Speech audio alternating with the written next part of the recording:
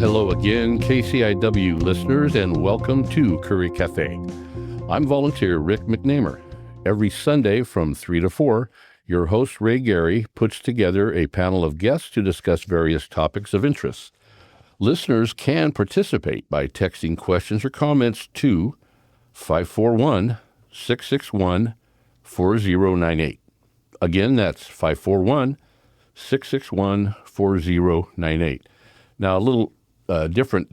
Before we launch into it, I wanted to get a couple of shout-outs. The last 3 weeks, I believe, we had some hiccups, so we've been not going live, but today we are live. So, yeah, you can text in. And we missed a couple of shout-outs to, number one, belatedly, November 11th, Veterans Day.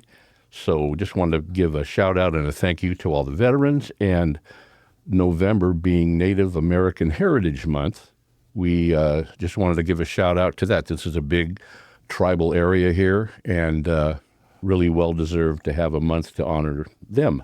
Okay, so here's Ray to tell us about today's show. Okay, we have a couple of different sort of guests today that are going to talk about themselves. And that's about all I can think to introduce. So why don't we just start with you, Robert, and continue around the table clockwise and give us a little 30 words or less, whatever. My name's Jim Abbott, and I'm a retired Lutheran pastor. I've retired 3 times already, and I'm back at work helping out a church in Crescent City, California. They're Episcopalians down there, but I went to a seminary that was a Lutheran seminary that lived inside an Episcopal seminary, so I'm kind of a Luther-palian.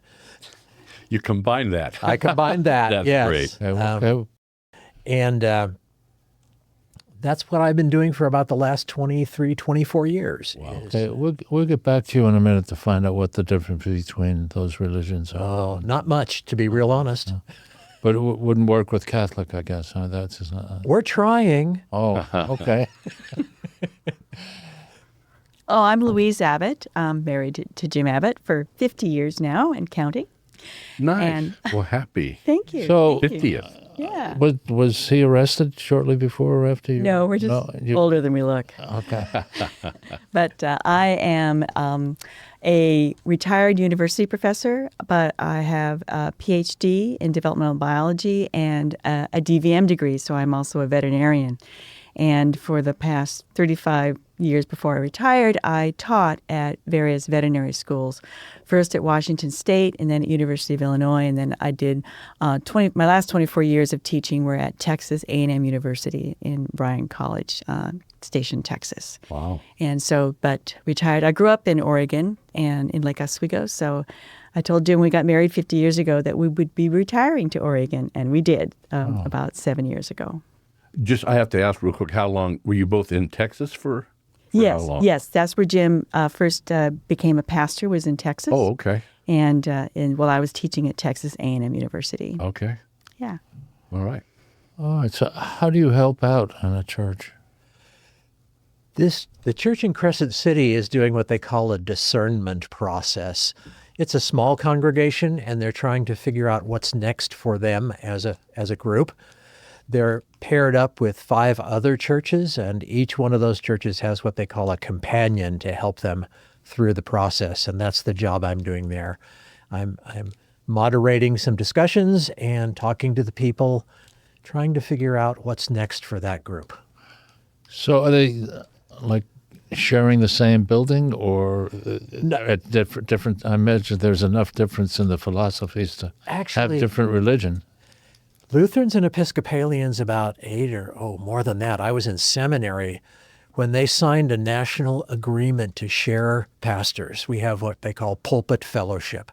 So I am, with the permission of the local bishop, authorized to perform all the duties of an Episcopal priest, and Episcopal priests are allowed to perform all the duties of a Lutheran pastor. And there's not a heck of a lot of difference between the two.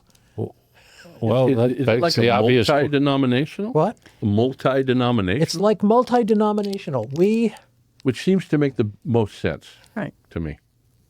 Part of the reason that there are 2 separate denominations is entirely historical circumstance. Okay. It's not theological difference. Okay. There are some theological differences which, with a lot of blood, sweat, and words, were overcome before both of the national assemblies of those two denominations passed resolutions allowing this to happen. Okay. So, It just sounds so brotherly love, no infighting between different denominations, which apparently can happen in some churches, but it doesn't sound like it happens well, where actually, you're at. what happened is among the Lutherans, couple 300-400 churches left the denomination because they weren't happy about it. Oh, wow. Okay. But with a church that had over 5,000 congregations, the numbers were not really significant. Okay.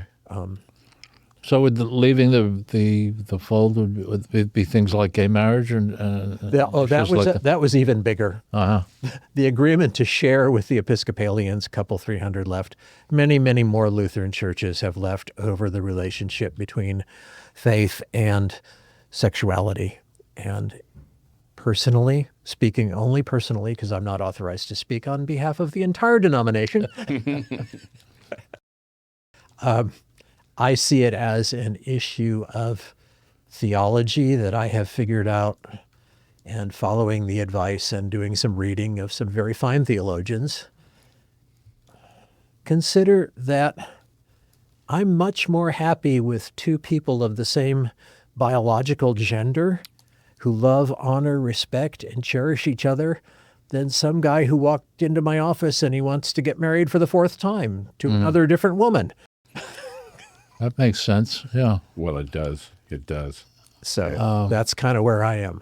That is where I am. Not kind of, that is where I am. I Right. believe that the way you treat each other and the way you respect each other, the way you participate in a community that treats and respects others with dignity and grace and generosity is much more important. Well, I can understand the churches, especially the ones that stick closer to fundamentalism, I guess, having this problem with same-sex relationship, but I just cannot understand how politicians have a problem with it.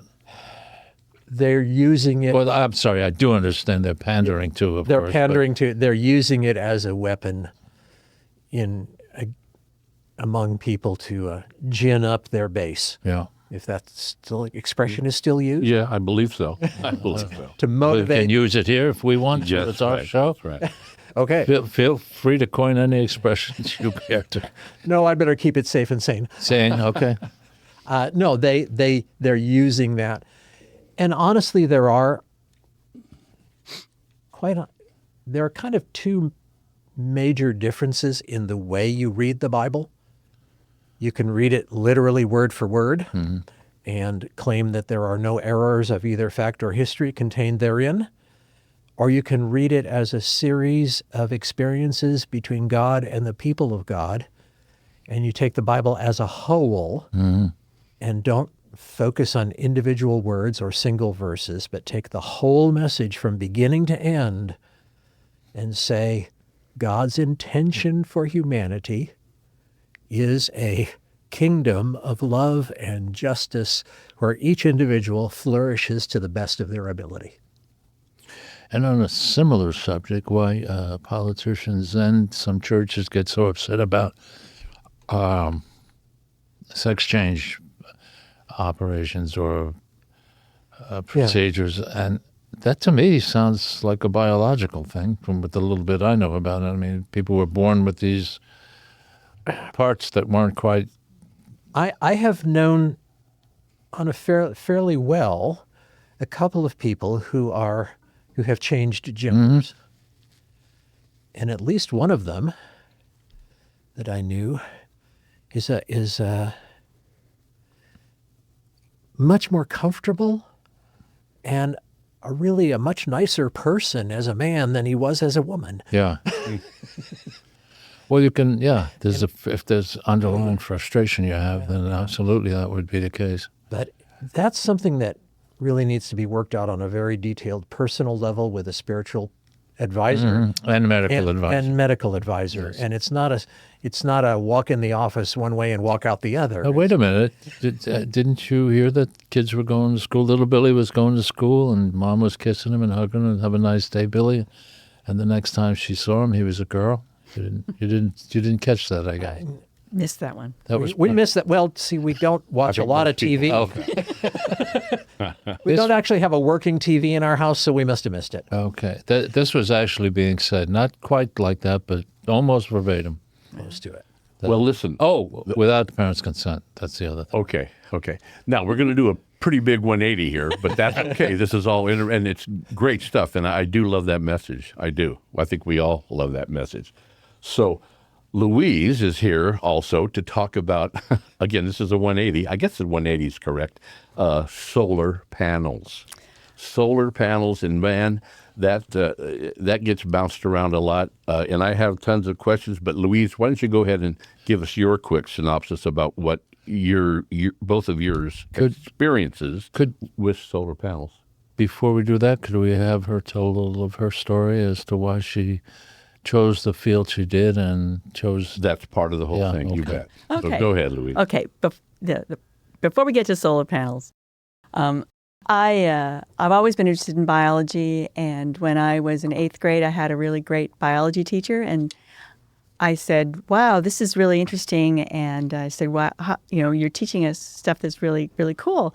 And he said, yeah, this is how they teach in college. I said, well, okay, that's what I want to do when I grow up, is I want to be a college professor and teach biology. And then when I got into college, and I decided what I really wanted to do was teach in a veterinary school. I loved animals and I loved teaching. And I said, how can I put these together? And I said, wow, I could teach in a veterinary school. So I earned my PhD first, and then I went to veterinary school at Washington State. And while I was there, one of the anatomy professors left, so they asked me to quit my program. I was a year into it, quit my program, and just become a university professor, teach anatomy. I said, no, I want to finish my DVM degree. So I was a part-time veterinary student, part-time anatomy professor for 5 years at Washington State University, and I had no idea at the time how unusual that was to be able to be a professor and a student at the same time. But anyway, so I finished up my DVM degree, and then for various reasons, then went to University of Illinois to teach there for 6 years. Didn't like it so much, so then went to Texas A&M to teach there. So I taught anatomy, histology, embryology. I also did research in developmental neuroscience, looking at how heavy metals affected brain development. So that was my research component for what I did. And then I retired. Now I'm back in Oregon. I would say this is a pretty full life up to that point. Wow. Yeah. That's fantastic. Yeah. Speaking of brain capacities and things that affect them, are there heavy metals floating around in America right now? Well, We seem to be doing a lot of very crazy things. well, yeah, there are a lot of heavy metals. Most of the heavy metals that we are exposed to are in what we eat and drink. I mean, there will be some things in air pollution as well, but one of the metals that I studied a lot was with mercury, which we can get from consuming fish, particularly ocean fish. Yeah. And so mercury is very the developing brain is very sensitive to the very low levels of mercury, and what it causes is the neurons, the brain cells themselves, will not develop properly, so that you can't get good connections between. So the neurons won't talk together very well, and so you get then developmental delays in terms of development of the brain and incapacities of the brain to develop. You're sounding function pretty normally. familiar right now to a lot of what's going on in this country. Yeah, really. So yeah, I think we're all eating too much fish, huh? Maybe that's what chemtrails are. Let's not get into chemtrails. Well, God, it's how sad that is. We're always, for a long time, told to eat more seafood, eat more fish, which I do. But yeah, and this has to do with the pollution, I assume. Yes, right. Massive pollution. That we're Right. still Mercury, not controlling. PCBs, dioxins, those are all things, all kinds of toxicants that you can find in fish and other foods as well. Actually, even soil, mercury will accumulate in soils, and then it can actually be incorporated into some of our plants, like some rice some rice in some areas of the world will have higher levels of mercury in it than we'd expect it to. So plants too can get Do the plastics come into this at all? I mean, well, plastics, microplastics in particular, the little tiny particles of plastics get into everywhere. They get into our water, and then they can be incorporated either into plants, or they will then be consumed also by small animals, which then consume the larger animals. The whole scale of a pattern of eating in terms of small things being eaten by the bigger things. Anyway, so we consume much of the microplastics we consume will be in what we eat and also what we drink. For example, a number of different types of tea bags will have, when you use them, you tea bag in your hot water, it'll actually dissolve microplastics, depending on how the tea bag is made, into the water, and then you consume it. So we consume microplastics all the time, what we eat and drink. I consider that to be the death knell. What now? The death knell? Yes. What, of the planet? Yeah. These plastics are getting in more and more things. They're not coming out, and we're not doing anything to improve it. So right, they're everywhere, and it's just destroying our aquatic life because they're consuming the plastics and then they die, and it's really something to be concerned about. These are going to wind up in the gullet of a something or other somewhere in the right. We South talked about Seas it before a little bit about. I mean, they've even found them on the bottom. I'm going to go deep here, pun intended, I guess. The Marianas Trench with the animals that live down there. They've found them. The microplastics. Microplastics. Yes, in the Antarctic. It's everywhere. Yeah. It's everywhere. Okay. Yeah. Well, we're bouncing around. We're covering a lot of stuff here today. So if you have a question or comment, since we're being so eclectic. Good one. Depressed about depressed. Do you see anything for that in the future? Of an improvement or a way to improve it? And not to mention what's already out there.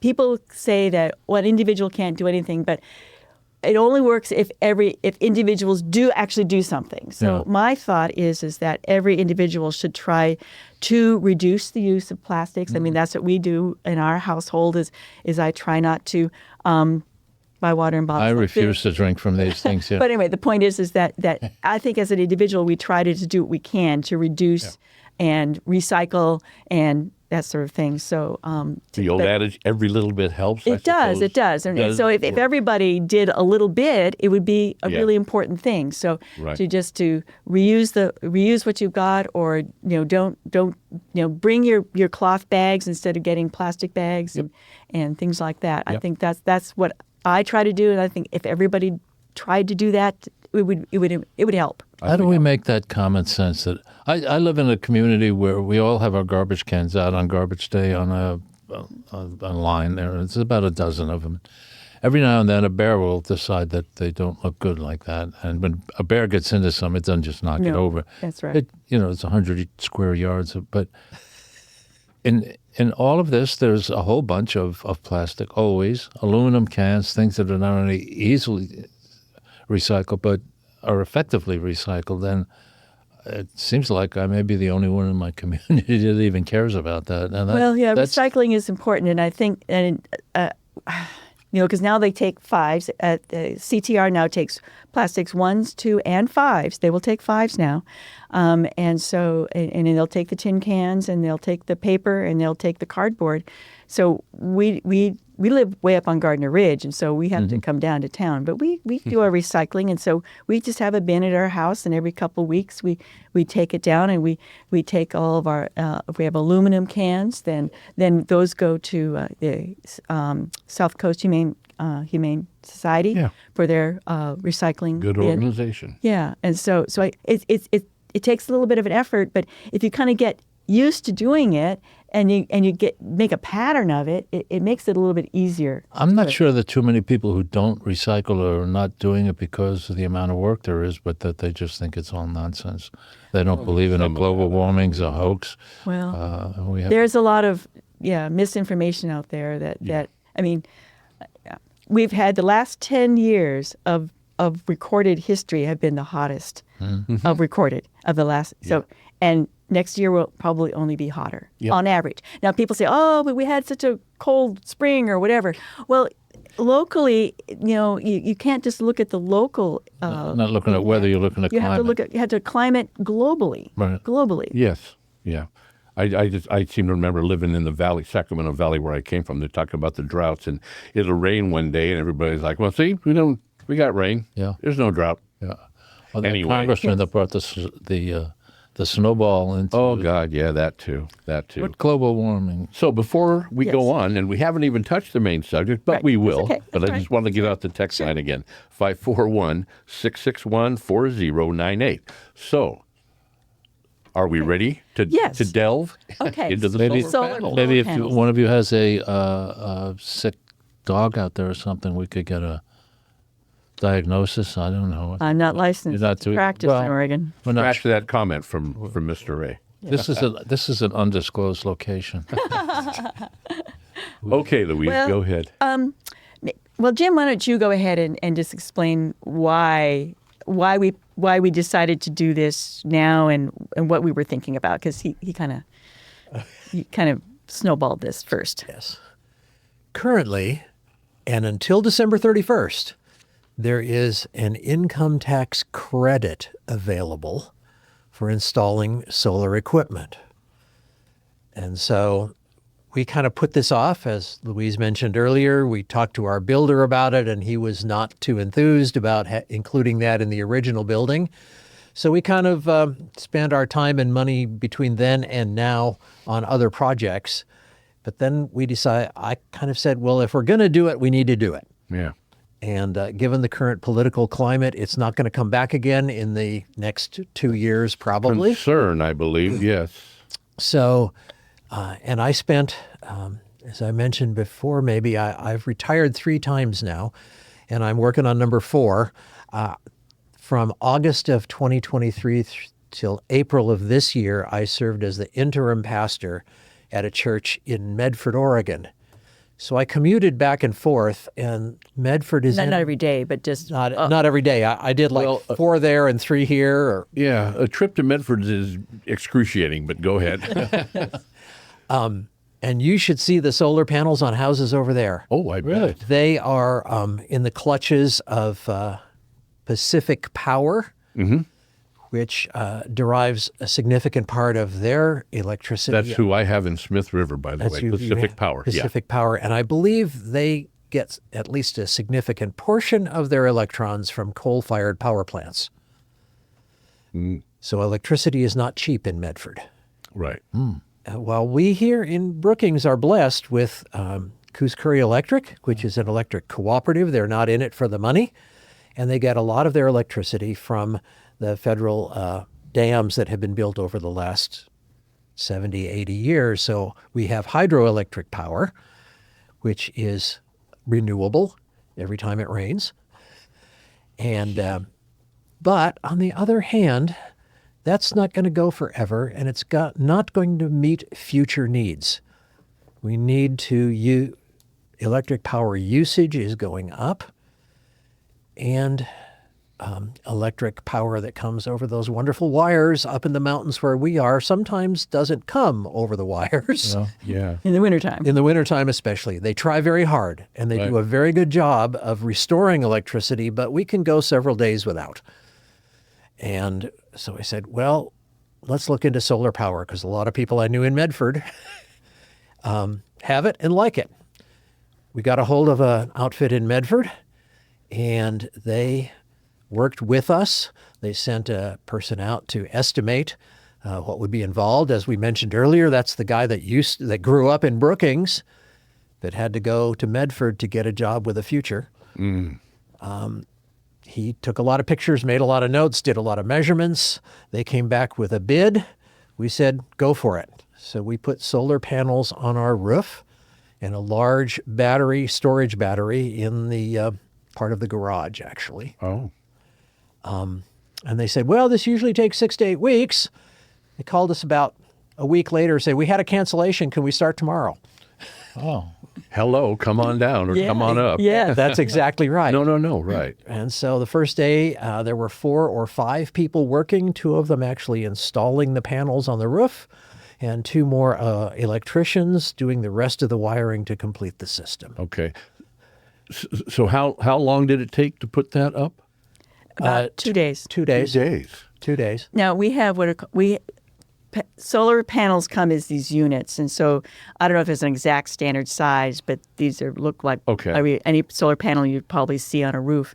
So we have 15 of those solar panels installed, and on our roof, and then they all connect to a battery, which then is connected to our electric system. So if the power goes out, then the electricity will automatically switch to the battery. So the solar panels power the battery. Once the battery's, and then the battery will charge our house, run the electricity to our house. So let's say, boy, and this is way above my pay grade with electrical stuff, but I'm going to go there anyway. Mm-hmm.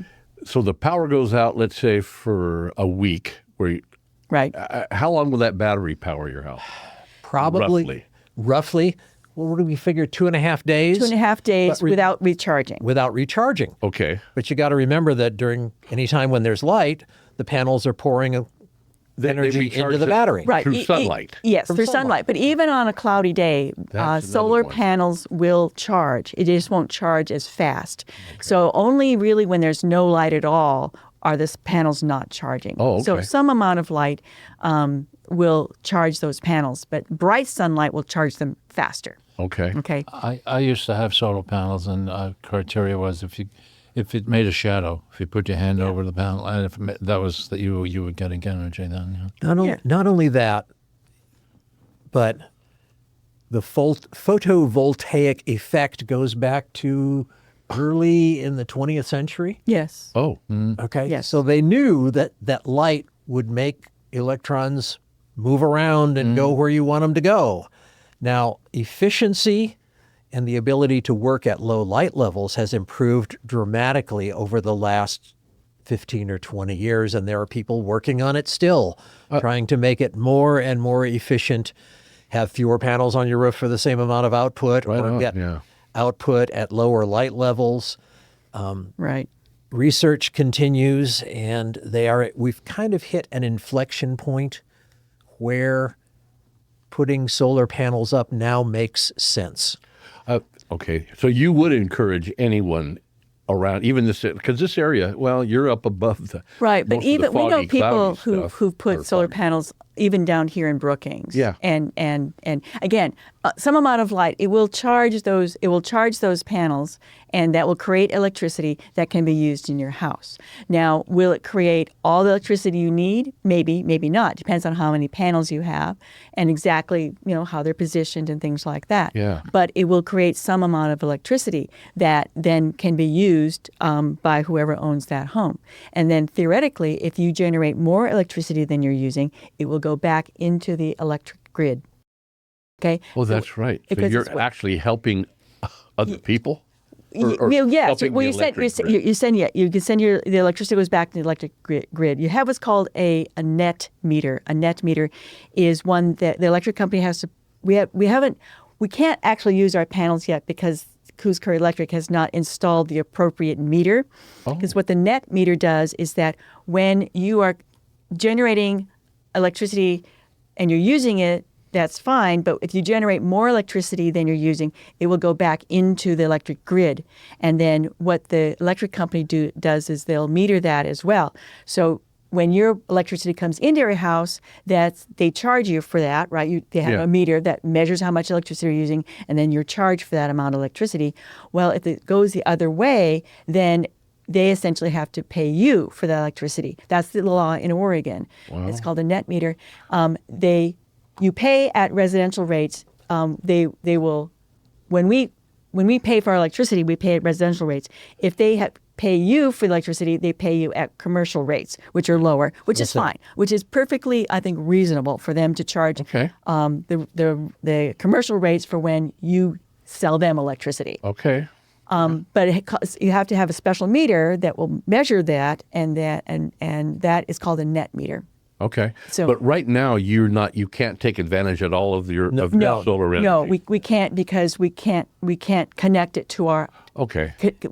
There's no way to isolate our house from the electric grid at this point. Okay. So that's why we're waiting for the net meter to be installed. And I'm not an expert on this at all, but Rob, my good friend from college, Yes. worked for years for the Bonneville Power Administration. Oh, okay. Okay. He was a lawyer. Still is, I guess, but he's retired like we are. 4 times, maybe. yeah. Go ahead.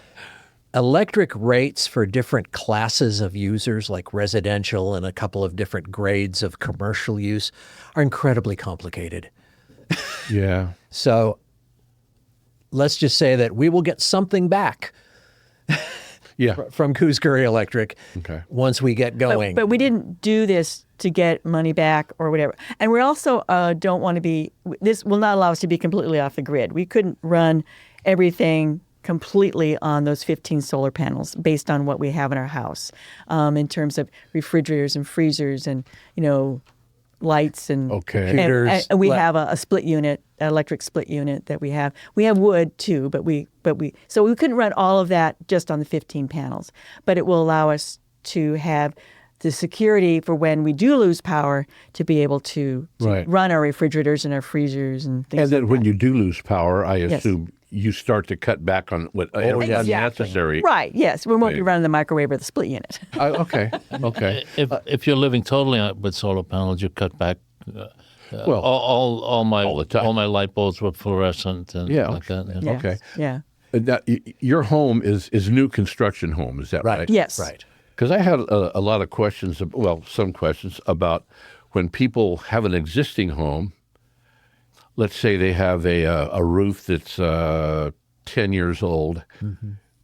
People that put the solar panels on, I hope that they know a lot of roofing stuff, Yes. because I would assume you don't want to put solar panels on a roof, I don't know, 10, let's say 15.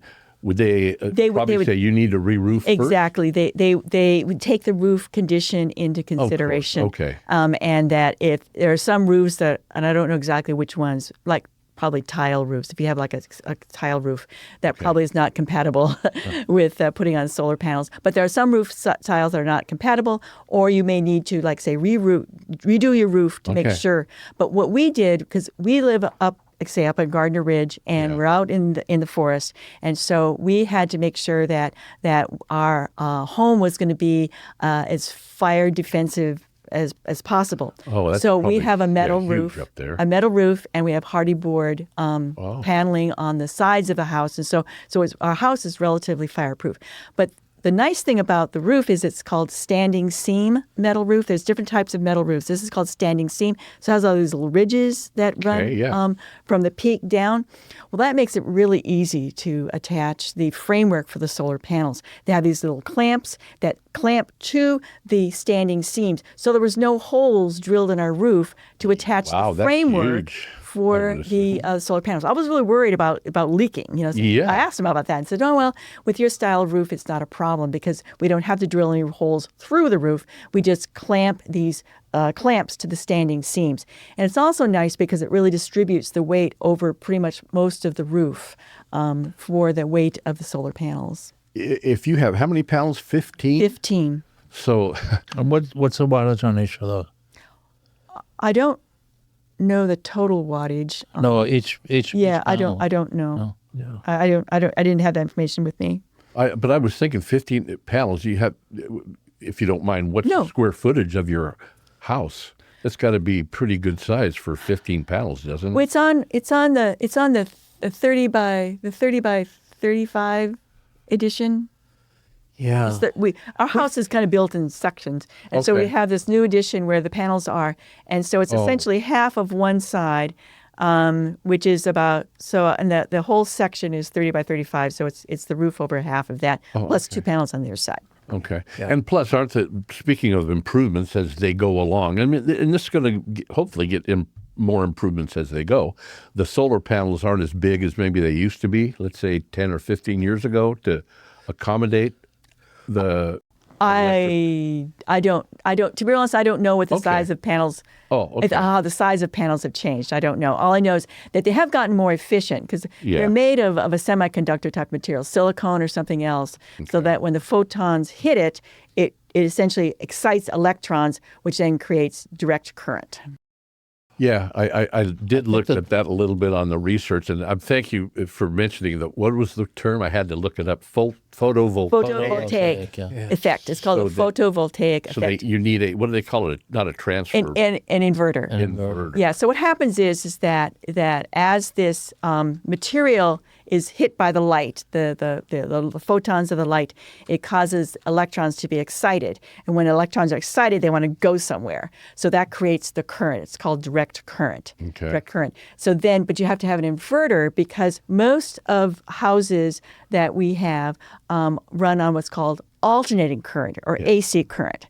And that's because back in the day, of course, there was Thomas Edison and Nikola Tesla. These are the two big names in electricity, right? Okay.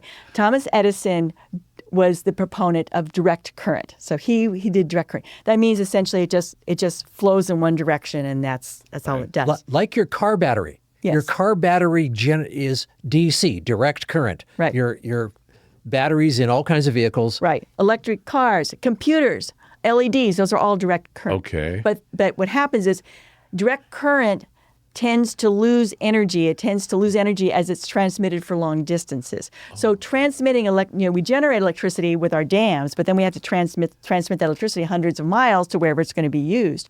Well, direct current tends to lose energy really fast. But the alternating current, AC, because you can have very, very high voltage and low amperage, it transmits distances much further. So it's much more efficient to have AC current. Okay. Over long distances. At high voltages, which is why those towers are way the heck up in the air. Right. Because they're running at something, some of them are as much, what did I say? Well, like a power substation might be 480 volts. And then you'd keep doubling that over distances to get long distances. And then your transformer that you have all over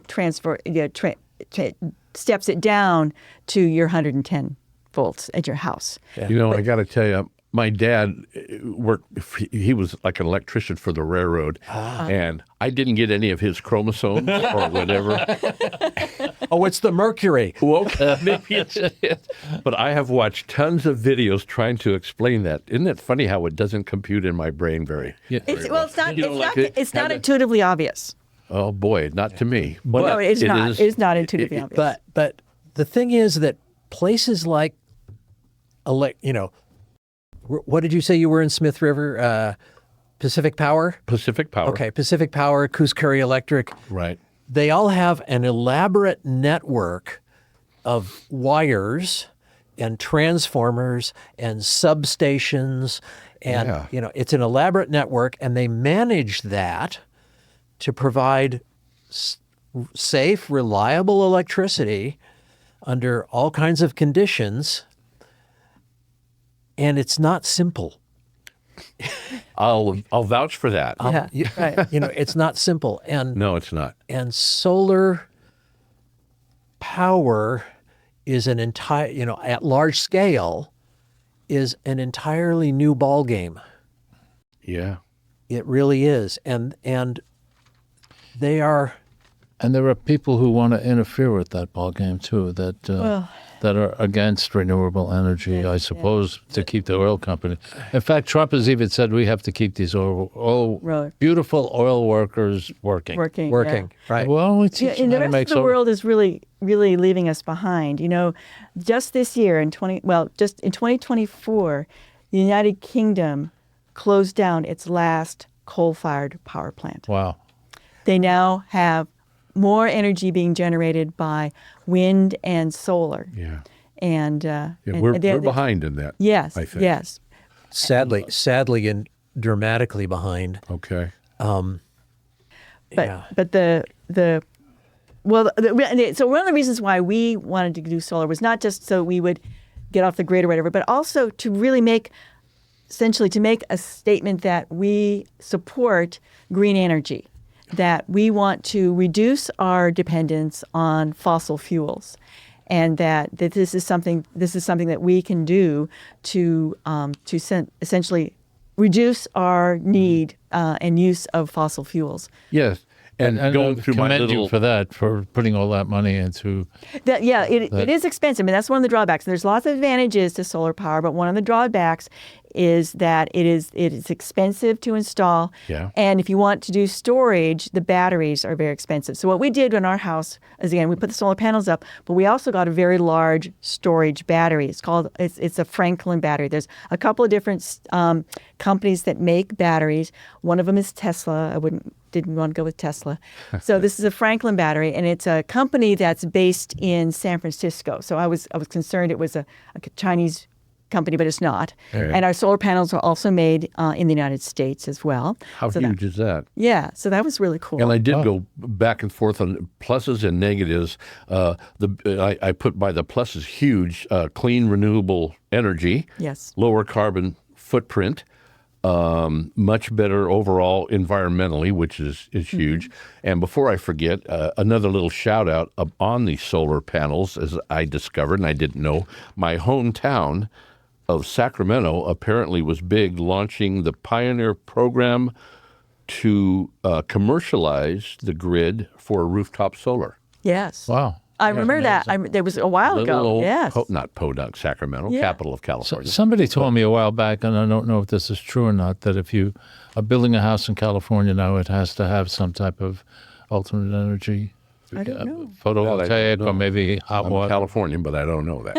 I don't know either. So- No. But yeah, the that person who told me that wasn't very reliable. So Oh, well. it's probably not. He also told me that because Trump was complaining about the noise from windmills, and I've been around some windmills. They put windmills up about 10 miles from my house in Alaska, and I used to go up there to try to get an interesting photograph. And all I would hear was shh, shh. There was no jet No. roar and no noise at all. Yeah, they are pretty quiet. Yeah. Yeah. And overall, solar is got a pretty long lifespan. Yes. What I yes. understand. Yeah, that's true. The panels won't last absolutely forever. But they usually will last 15 to 25 years, depending on the panel, Okay. et cetera. And they're pretty hardy. They said that our panels are rated for 150 mile an hour winds, which we don't. I've never seen that at our place. Maybe 70. Not at the yet. highest. Yeah, really. Either. Right. You know, you were talking about storage. When I was doing this, so it may have been others available. All I knew about was golf cart batteries, which are awful to try to keep up with. But Yeah, that was it. But I could run. Well, these are lithium batteries, and part of the problem with the other disadvantages is that it requires mining of lithium and other rare metals, and there is the cost, essentially the environmental cost of the mining and the production of the batteries, and so it's not like it's zero energy Right. used, but again, same thing with electric cars. It costs. It really is more. It takes more energy to build an electric car than it does to do a gas-powered car, but what happens then is you don't use the fossil fuels for transportation. So the electric car eventually will have a net lower environmental cost as you use it. Right. Trade-offs. I think Yes. we're talking about Yes. trade-offs here. Yes. I mean, let's it's not going to happen, but if everybody went solar, there would be a huge Yes. plus for the Yes. environment. Yes. Now, so back to you said the panels last 15 to 20 years. 20 to 25 years. So yes. would people have to go in and then think, do you replace all those panels or do they recharge those panels, or what would be the It's actually it would be a matter of replacement, Okay. but I would hold out the hope that the replacement panels would last easily at least as long and perhaps be even more efficient, And then by then they might have more improvements even, Right. even there. hopefully that would Right. happen. And it's quite possible that they may be, because it's silicone or some other material between glass plates.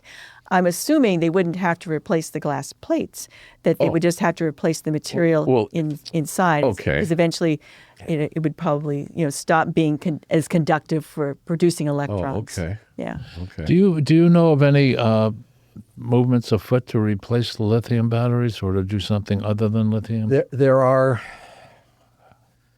I can't remember the name of they're always looking for a better photovoltaic Right. Material. and I don't know it seems to me that gallium, which is an element, is being experimented with, but I don't know if it's any less bad than lithium in terms of the environmental cost of mining it and producing it. Can lithium be recharged or reused? It can be recycled, and Okay. that is I know when they take a battery out of an electric car, those go into PV stations, and Yes. it's not enough to run a car, but it's Right. plenty to Yes. Yeah. provide they energy. can be. Yeah. they can be used. And again, reused in different ways. Yeah. that's something. The technology is emerging and changing almost day by day, Yeah. and we're worried about, for example, China's control of some key materials. Anything that has been sent here and sold and used here can be recycled here if we just decide to do that. Part of it is a Conversely, matter though, of China is working on a lot of renewable energy stuff for their cars and things. Yeah, let me just read you a little squib out of a magazine called The Economist. It's published from London, and it's pretty much acknowledged as fair and balanced. A recent article said the scale of renewables in China is too vast for the human mind to grasp. By the end of last year, the country had installed 887 gigawatts of solar power capacity, which is almost double Europe and America's capacity combined. Boy. Wow. They are selling solar panels cheaply all over the world as the foot in the door, because if you buy their panels, you will also buy the other equipment that goes with it And their electric car, maybe. and use it to charge your Chinese electric car. But they will also then be in a position to set the standards Yeah. for this version of renewable energy. I'm not here to push China, Well, but I am going to say that we push are reality is what's going on. pushing reality, pushing the fact that we are falling behind, and our solar panels on our roof are sort of a statement to say, let's do this here with people that are here. Right. Do you guys see other people up Gardner? I haven't been up to Gardner Ridge, but are there other people up there doing solar panels? Yes, there are several. I don't know how many of them are, but I know at least one, and maybe several who are off the grid who have solar panels. It's a fairly large array as you get up Yes. at the top on the left side. Yes, You mean right. totally off grid? Totally off grid. Yeah, I know they said that sometimes they have to run a generator. They don't if it's been cloudy for a long time or whatever to do their whole house. But Okay. But yeah, so I know people up there who are off the grid who have solar panels. I could have run mine year round, except in Alaska, of course, where I live, there's like 4 hours of daylight, and it didn't put much out. So there, and I have, I guess the word is sympathy for the electric power companies, because they enter into long-term contracts with suppliers of things like coal, natural gas, oil, to run their generating system. And as solar takes over, those long-term contracts become a burden, not a blessing. Yeah.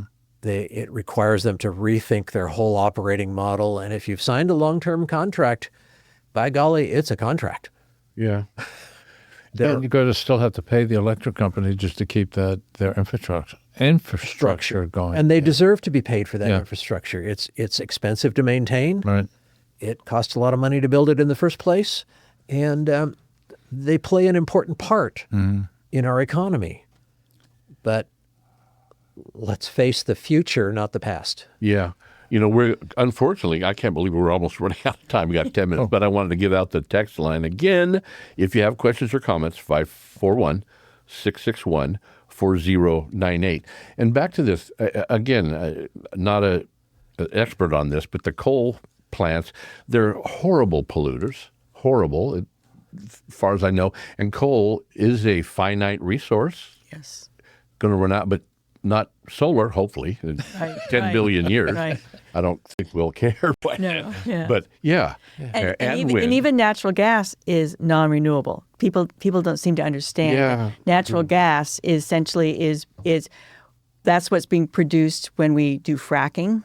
Fracking is produced by natural gas. It's just pockets of gas that have been produced over pressure and millions of years from plants and animals as they get compressed in the soil. That's how we produce oil and natural gas. So those are non-renewable resources, both natural gas and oil, whereas solar and wind are renewable resources. So I don't think people really understand that we will run out of natural gas. Yeah. Yeah. And that the United States is the greatest producer of natural gas in the world. Okay. And we have the largest deposits of natural gas under the continental United States. Wow. Is there an estimate how long that?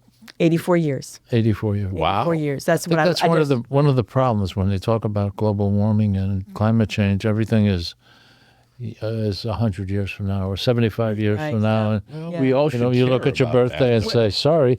Really? Well, I don't think we have 84 years to wait is the problem. Yeah. Before, I mean, depending on who you talk to, we've reached the tipping point or we're close to the tipping point. But Right. But the convention that was just held to talk about global warming, they reached no new conclusions. The groups of the nations that met did not decide to do Kicking the anything. ball or whatever they call it down the road. Right. Kicking the can down And the the United road. States didn't even attend. Oh, my The United Lord. States did not even attend. Yeah. That's So. Not only that, he's warning other countries that they're destroying their economy and destroying their country by paying attention to renewable. I want to jump back real quick to the lithium batteries. Yes. Does China produce a lot of those?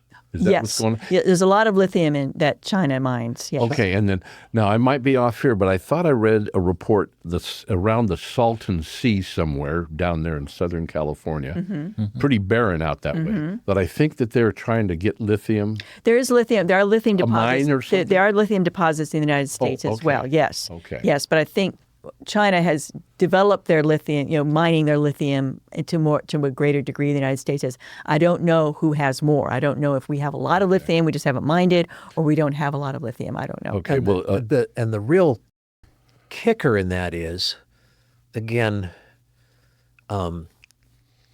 once lithium batteries are not just a chunk of lithium with two wires sticking out. They are. they are me, but that's okay. They are No, a complex, highly technological development. Right. And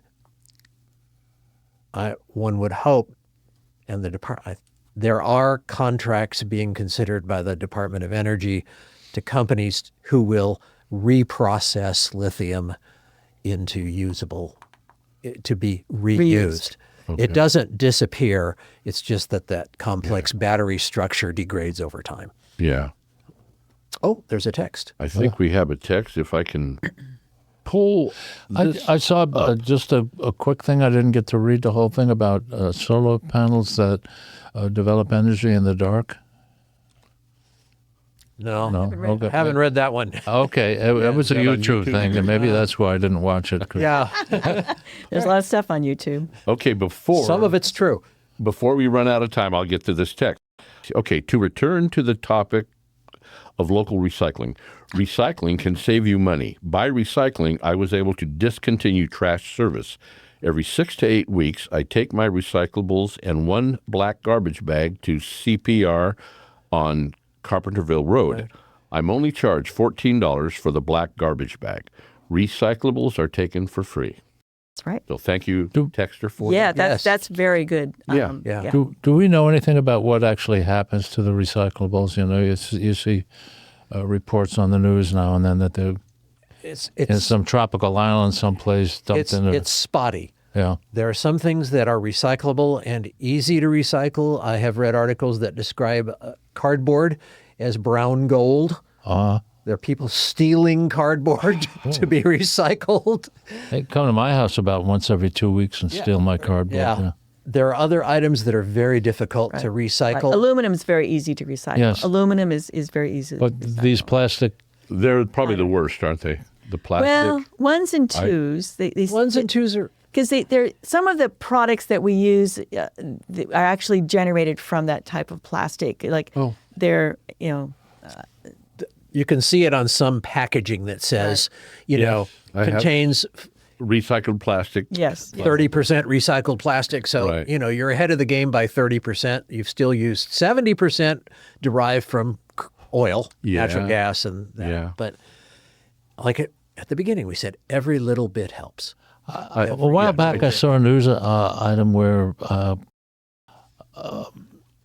supermarkets or stores you could buy shampoo in a bottle that you brought in yourself. Yes, my brother Things does like- that in We Portland. definitely don't want glass shampoo things, but if I could bring the same one back, Yeah. How many broken Yeah. bottles in the I shower? think that would work. Even here, I mean, look at how many people Yeah. bring their own bags to Fred Meyer's. It's kind of rare to see somebody taking one of theirs. So I always forget. It's behind my seat in the car. I go back out and get it. I really do. I can have the paper basket bag. half full. Yeah. But yeah, I would be happy to use all my plastic things over and over again. In fact, one of the We most have just 1 minute. I just wanted to talk about. Think people may have heard of balcony solar panels. Have you heard about I have not. balcony or plug and play solar panels? Okay. These are small solar panels that you can you don't have to attach them to anything. You can if you have a balcony, you can kind of hang them off your balcony and let the sun hit them, or you can if you live on one level, you can stick them outside and or whatever. They don't have to be permanently attached, and you just plug them into your outlet, and it will run electricity into your house. Wow. And these Didn't know about that. they're essentially are really used in Germany. Germany has millions of these out there now, but they're illegal in Oregon due to regulation purposes because you just start you That's can't, not the best way to put electricity in your house well by plugging it in like that. But well anyway, but it does work, and they say that they're used in Germany, and they are legal in the state of Utah. Utah has made them legal, but they're relatively cheap because one of the big deals is we spent a lot of money to get solar panels installed on our house, but these are relatively cheap, and so anybody can get one or two of these, and then they can use them to generate some electricity. Okay. But they are illegal right now in Oregon. when I first got my electric car, I envisioned setting up a solar array outside where I park it, but that uses a lot of power. It would probably take your old solar array to charge. Yeah, that's true. So, but I know a person in Milwaukee who has solar panels, and he has enough solar panels to charge his electric vehicles. Yeah. He has 2 electric vehicles he charges with his solar panels. Well, so in the last couple of minutes, both you, Jim and Louise, would encourage people to get solar. If it's possible, they can. yes. And yes, it's a high cost. Upfront cost. Initial upfront cost, but it should be a big savings down the road. Right. And if you don't do a battery, half the cost of our solar installation was the battery. Oh, I was going to say, you don't have to have You don't have to have a battery. Right. You can just have solar panels. It's just that it's nice to be able to store some of that energy. So if you have a storm, and you can still have a lot of got it. energy. Yeah. But anyway, you don't have to have a battery. Okay. Well, wow. We've covered veterinary, a little bit of religion, which is always great, and solar panels. So we jumped around a lot today, but we really enjoyed having you guys here. Really appreciate that. Yes, thank you very much. I knew you would be interesting guests when I saw both of you at the. Oh, that's what I SoCan, wanted. I missed. SoCan. SoCan. SoCan is every First Tuesday of every month. Yes, it's a And I missed the last one. But group of people that are interested in the environment getting together and Yeah. talking to run by Bill Gorham. Bill Gorham, who's Fantastic himself. he has a PhD in this stuff, and he does a lot of work, and he's crazy about environmental stuff. I know Well, there's a better word than yeah. that, but it didn't come to me. Crazy about the environment. Sounds good to It's me. in the library, so if you're not doing anything on the first Tuesday of the month, at what time does it start? 5:15 for conversation Okay. and 5:30 for the meeting. Yeah. Yeah. Good group. Thank you, Jim and Thank you. Louise. Thank you very much. That was a great. Thanks for having us. Oh, we'll have you back, I'm sure. Yes.